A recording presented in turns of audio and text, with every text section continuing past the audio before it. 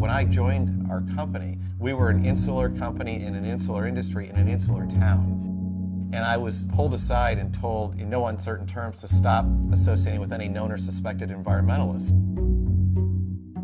My environmental viewpoint was something that I really held very deeply from high school through college. And I really struggled with, did I really want to join an industrial company?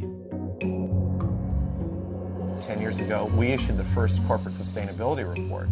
Today, that seems so mundane. Back then, there was a huge backlash against me personally, saying, how dare you criticize our own company? But I felt that if our company didn't get on the right side of this issue, we were on a slow ride into oblivion. This is the Plastics Research Sustainability Lab. What we're trying to do is take natural material and utilize that instead of petroleum for the plastics. Every time this project was about to be closed, we would find out somehow Bill would have an impact on it. When oil hit $100 a barrel, this became a very popular idea. We took advantage of a crisis to radically transform our company. A lot of companies were failing, money was very tight, and our own fortunes weren't very good.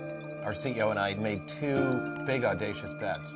One was that we would be the fuel economy leader in the auto business, and two, that we'd be the technology leader. For over 100 years, the internal combustion engine is what drove cars and trucks.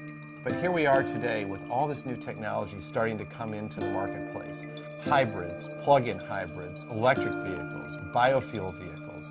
Now everybody's bought in, everybody gets it, and everybody's energized by finding new solutions to what are still big issues out there. If I look forward, which I love doing, there's the vehicle itself that will change dramatically. But then there's this whole notion of the vehicle's place in society that will change too.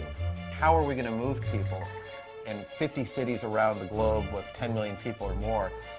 If we do nothing, the potential exists to have true global gridlock. Everything has to be tied together into a single network. This isn't science fiction. This is stuff that can be done. Fully autonomous vehicles, semi-autonomous features, fractional models, zip car models. But then there's the whole way we make the cars too. Stuff that you never in your wildest dreams would think about becoming a car are now components of our car. This is an armrest made of 20% US retired currency. We're using biodegradable materials, recycled materials. I really believe it's in his blood because Henry Ford wanted to do the same type of thing. He actually went and built a whole car out of soybeans to prove his point. I think we're at a very interesting inflection point in the whole history of industry. If one looks back to the Industrial Revolution, it brought a lot of great things, but it also brought with it a legacy of pollution, working conditions that weren't great.